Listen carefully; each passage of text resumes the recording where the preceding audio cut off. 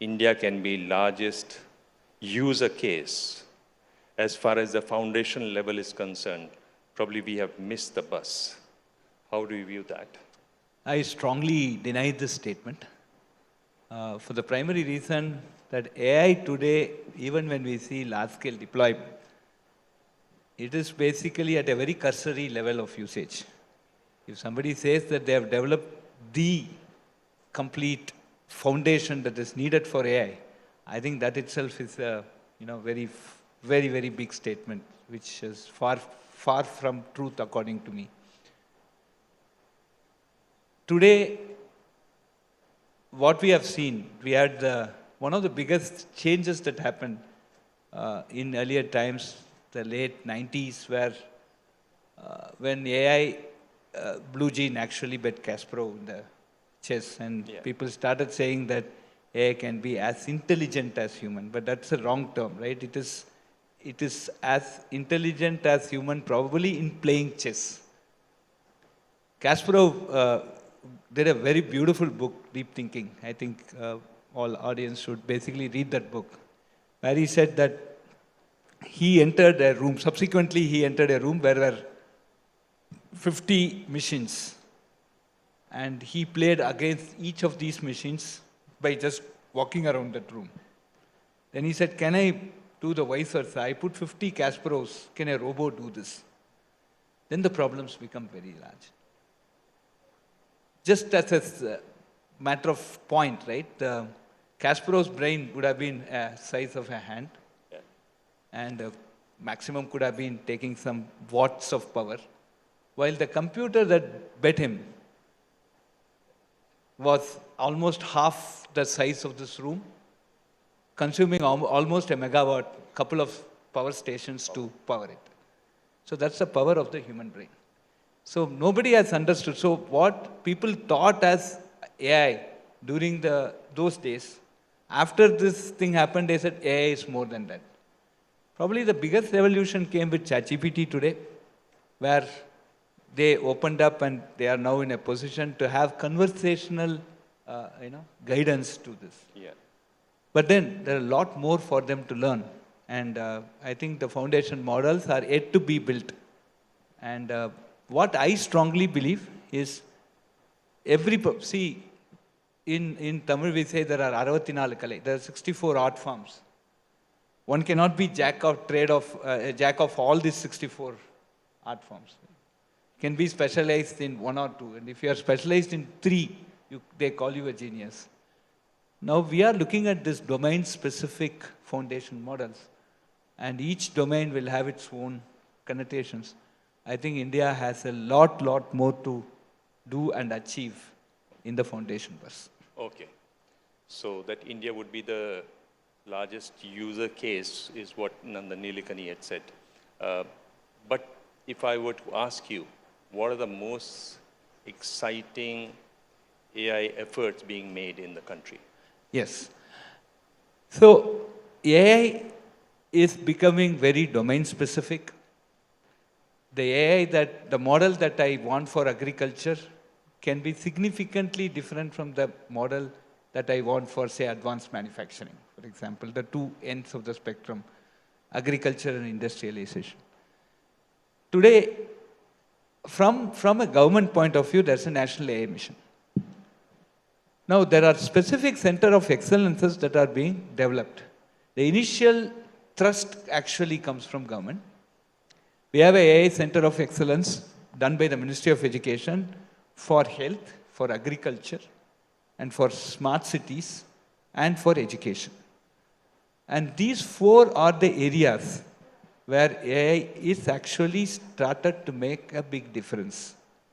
I can give you one or two examples to just say where. Yeah. For today, in the area of health, I cannot replace a doctor because the type of AI models that we are using are not still mature enough to explain why things are happening. Suppose you go to a doctor and you go for a treatment, the treatment is not working, you ask the doctor for an explanation, and the doctor is duty bound to explain you why it's not happening. Now, this is what is expected from a doctor, so if the AI is going to replace a doctor, then we need this type of an explanation. So the explanation part of AI is still maturing. It's not come to any stage. But AI today can be a very good co-pilot. For example, I just went for a medical test. I have 272 parameters that have been monitored. Now give this report with 272 parameters, and for a general physician to quickly go through this, AI can point out, look at this, look at this, look at this, look at this, so that it can aid in the decision making. This is what we call as co-pilot. So in the case of cancer today, identifying some very interesting cancer symptoms, early prediction from blood reports and other type of other reports before an incidence of a disease, probably working towards what we call as a disease network, right? Because one disease can be cause of another disease, and you keep treating the other without actually come to the root cause. So these are some of the very interesting things that AI can give. At the same time, on the education side, of course, language is becoming a very big barrier for us. And today we have multiple translation efforts that are happening. Suppose you understand only Hindi and I understand only Tamil. I can talk in Tamil, you listen in Hindi, you respond in Hindi, I can listen back in Tamil. So a Tamil-Hindi conversation can happen very seamlessly. And there are very good efforts that are in place. So these are two examples, but many exciting examples exist. Yeah. For translations, you have AI for Bharat, your lab. And they have worked, and they have around 78 crore sentences that they have got. But still the translations, particularly I'm told in Tamil, are not really adequate. Are you worried about it? Do you think it will improve? Is reliability one of the challenges for AI? Yeah. AI is like a child, right? So when you are born, you don't talk English, and you all shout kua kua and only you slowly learn the language. So AI is also learning the language like that. And the accuracy has become, accuracy was say 40-50% at some point of time when we started the Bhashini AI for Bharat and all these joint efforts that IIT Madras took. It's a multi-institutional effort. But today what has happened over a period of time, we are now seeing the accuracy improving. We are now very close to 90 to 95% accuracy in the translation process. But let me also tell you what's the challenge in this translation. So I was actually part of the JEE team, the joint entrance exam team, when we said first time we said a Hindi question paper, the English question paper, and Hindi version also for Hindi medium students. When we said a Hindi question paper, that time that team which set the question paper did a very faithful translation. So for velocity in Hindi, there will be some word, right? I don't know what it is. And when we gave the Hindi question paper to the kids, they said, sir, please give me the English question paper. Because that was more understandable to them than the pure translated Hindi. Yeah. So what we need is this colloquial translation, where some of the words need to be retained, everything cannot be substituted. So scientific content also needs, many contents need this colloquial conversation. I think we are doing very much well. I have some very interesting examples where our classes are being taught in English, and it is immediately translated to 11 different languages and made available to the students. Right? So we are certainly in the 90 to 95% era, but the remaining 5% even human makes me. If you just record this speech and you just look at tight grammar of English, I think I would have made 5% error. Okay, so. Do you agree that what AI needs is trust? Because with trust, there would be adoption. If there is adoption, there would be feedback, and with feedback, you can improve the system. Absolutely. So the entire AI works on that, right? The whole thing is about feedback and relearning. The entire concept of deep learning, though we say it's a supervised learning where we train, see, AI is like a child, we train it with a lot of data, and then it starts answering based on the data it has learned. If you give it good data, it will give you good answers. If you give bad data, you give it bad answers, okay? Now, the whole point is that when it goes on the interpretation, it is bound to do errors, and the feedback mechanism is one which will make it more and more accurate. Accuracy is different from trust. trust essentially is that this model gives me an answer, how much I can rely on that answer, right? And it can be accurate based on the data it has, but how much trust I can have. So that gives us a little more bigger, social framework. Like if I have an India-specific model, I ask that model some questions. It should give me an answer that is what reflects the true nature of that answer, right? So it cannot give some arbitrary answer. For example, if I go and ask where is Arunachal Pradesh, I expect the model to give it is in India, correct? Because that's our country's field. So we need a sort of something like a sensor board, which basically says this is the data that should be fed in. This is not the data. So these models need to be protected so that they don't learn wrong things. So that is where first that notion of trust comes. Then comes also a responsibility. Responsibility comes with another concept what we call as explainability. So I make a decision, I should explain why I made the decision. And that's where the responsibility comes. So we are working very seriously on responsible AI.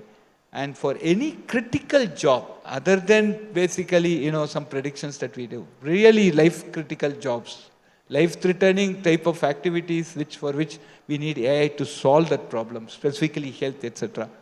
I think responsible, explainable, and trusted AI is important. So you think if we go back to translations, 90 to 95% is okay, or would you still look for 100%? Because there are people who may find one word translated wrongly and the meaning would be absolutely. Absolutely. And it can lead to some problems also. For example, there was a case of some audit, it is reported in some journal, where the audit actually had a bias towards some class of people, and then actually the entire system collapsed. So this must be very, very, very carefully addressed. And especially it is better to say I don't know the translation rather than translating into some wrong words. And that's very, very important. And that is where this, what you call as the responsible AI comes in. This 90 to 95% accuracy is something which is manageable today because we are able to run the systems with that. It's not too heavy and we achieve the purpose. So my grammar, actually, again I repeat, if you record this speech and find out how many grammatical errors I have, it will surely be probably even more than 10%. Okay?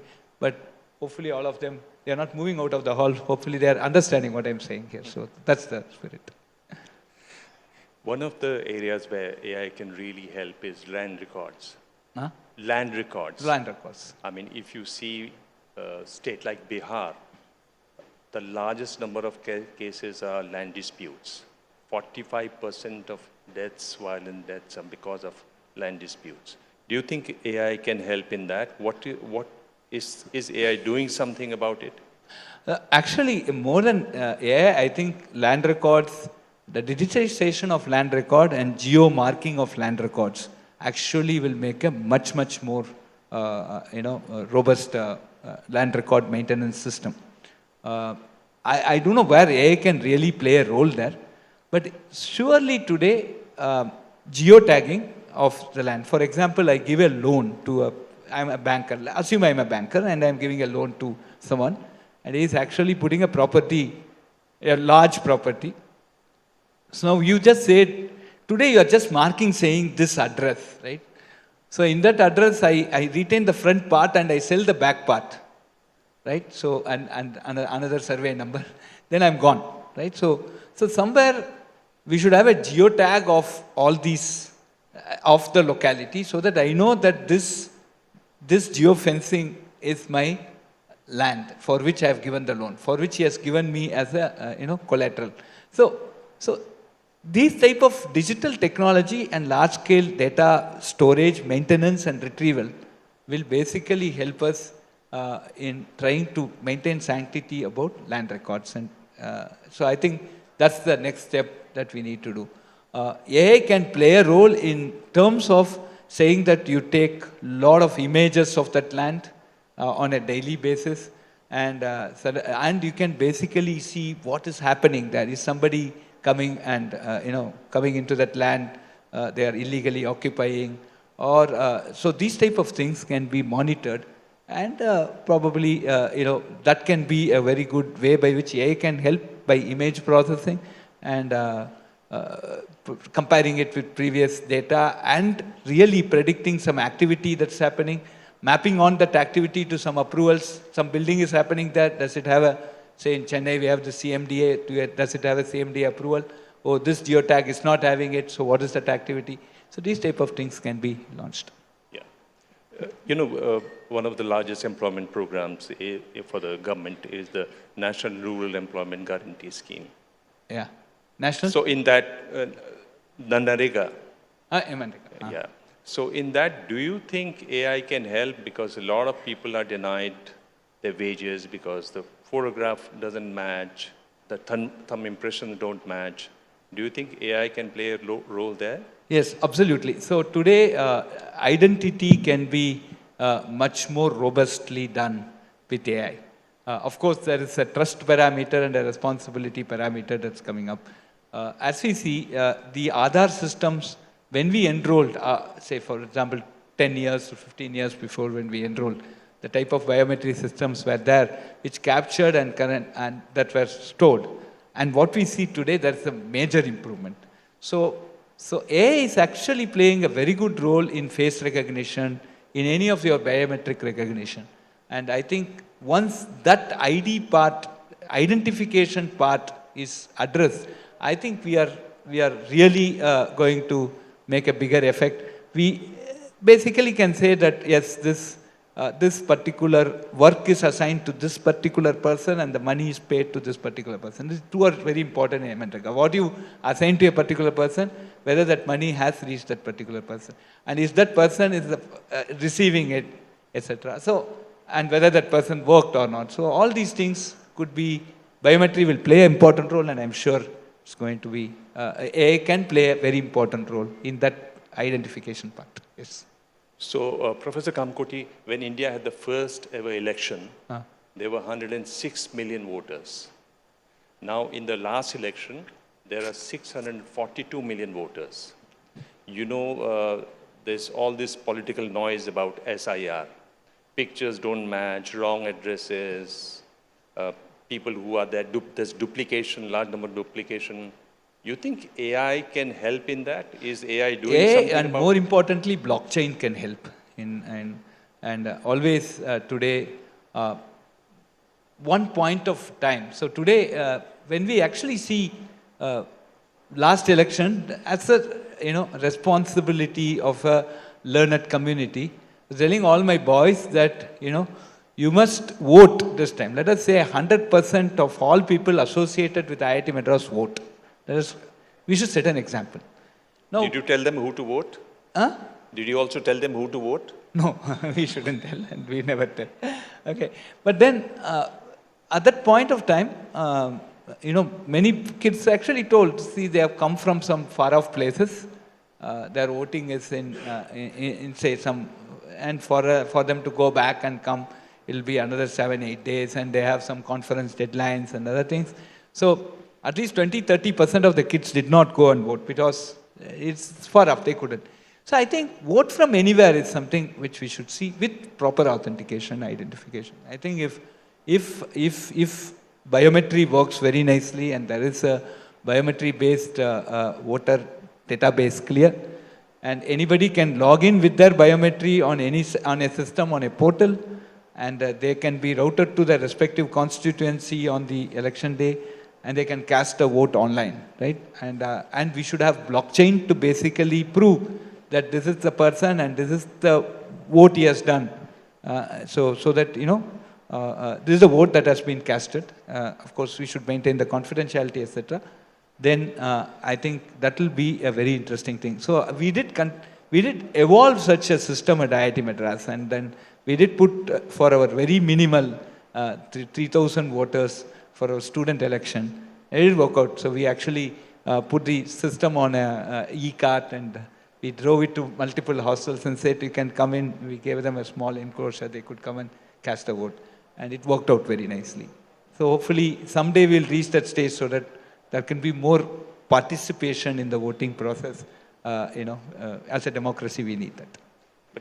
if the election commission approaches you for purification of the voters list, would you be willing to help? Do you think AI can help in that? As we can give them some models, I think they will have. So basically, we have to look at if it becomes digital, right? If the authentication becomes digital, then AI can play a very important role, right? So where is the digital technology today? Of course, voting is electronic, but for us, identification, if it becomes digital through biometric, then AI can certainly help in a very big way, even in the current setup.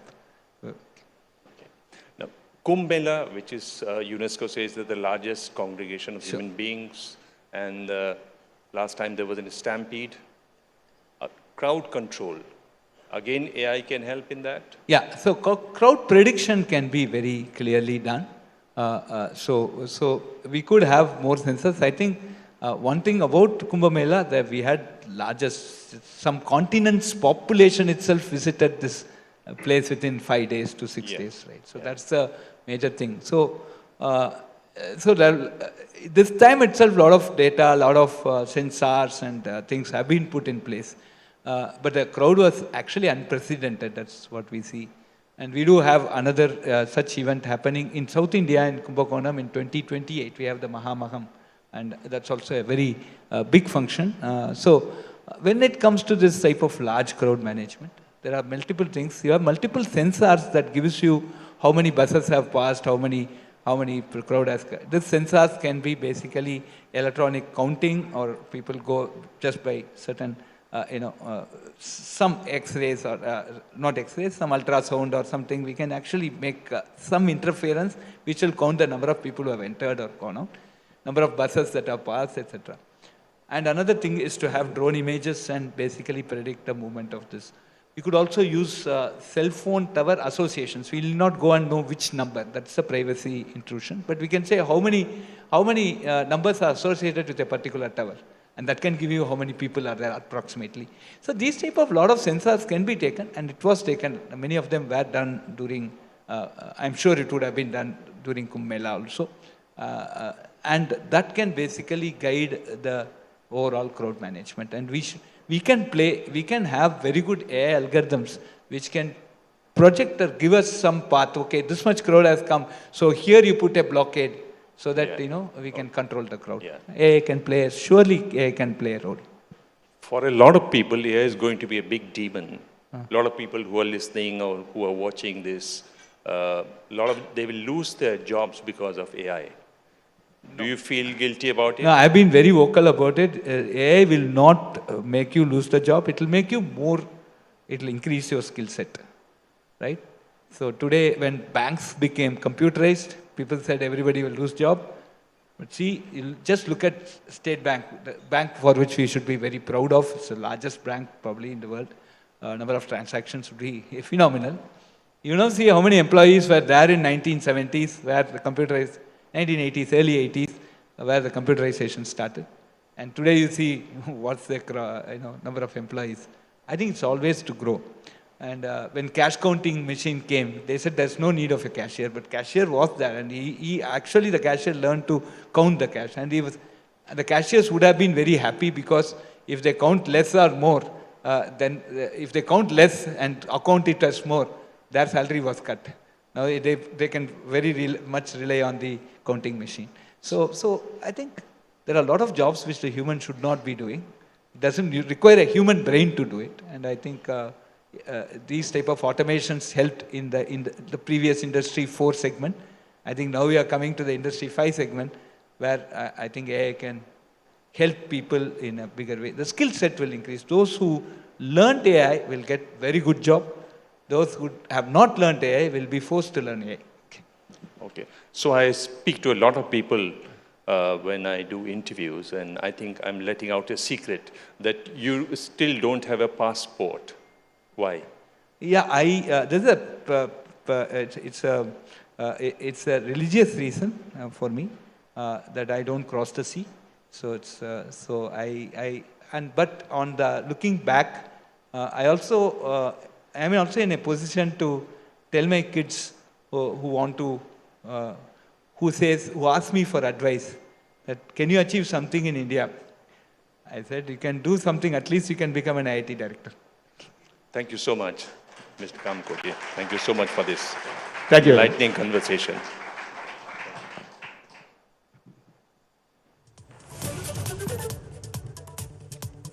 Thank you, sir. If I may kindly request Mr. Yash Mehta to join us on stage to felicitate our speaker, Professor V. Kamakoti. Ladies and gentlemen, please make some noise for the CEO of ABP Education Division as he joins us.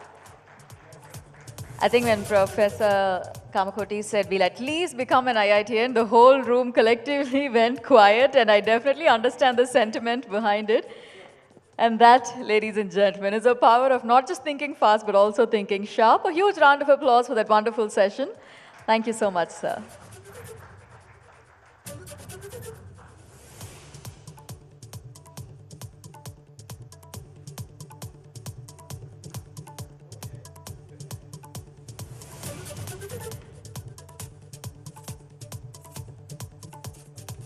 A quick picture to wrap up the session. And with that, the next session, ladies and gentlemen, is about to set in motion something very interesting.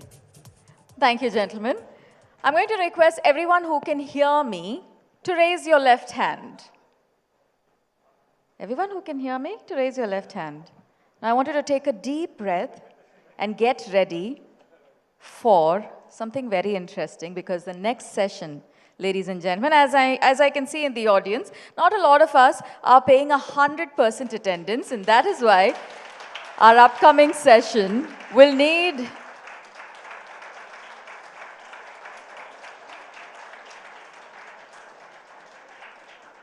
welcome, sir. I was going to say our upcoming session will need your 100% focus, a sharp mind, and a clear mind at that. Because I'm going to give you two words that are very rarely spoken together: politics and physical endurance. I know what you're thinking. The dots seem too far to be connected with just a single line. But ladies and gentlemen, coming up on stage, we have someone who has absolutely gone throughout these dots, from policing to politics to Iron Man to electoral battles. This next speaker's journey has been marked by grit, by discipline, and I think we can all agree, a little bit of an unusually high tolerance to endurance. So it is time for us to find out what role endurance actually plays when it comes to leadership. Does pressure actually push you to become the diamond that you are? Ladies and gentlemen, with a huge round of applause, if I may request you to welcome Mr. K. Annamalai Avargal to join us on stage. Former State President, BJP Tamil Nadu. The endurance test is what this particular session is titled. Driving this conversation, may I kindly request Ms. Megha Prasad to join us, Senior Political Editor, ABP News. Now, like I said, this is going to be one of those conversations where you need to give your 100%, because this is a very untouched topic. So here at ABP Southern Rising Summit, we're truly proud to present to you a one-of-a-kind combination of politics and physical endurance. Over to you, Ms. Megha. Well, thank you so much. Well, she's already declared that you are a diamond, Anna. So anyways, I was thinking of an introduction for Annamalai, and it came to my mind to try and introduce Annamalai, that too in Chennai. In his home state of Tamil Nadu is like trying to introduce Sachin Tendulkar to Mumbai. So I am definitely not going to take that risk and refrain from making any introduction. Anna, it's been a long time that we met and we sat down for an interview. How have you been? Long time, ma'am. Happy to see you here. Thank you for ABP Nadu for doing this in Chennai. Doing very well, ma'am. Thank you so much.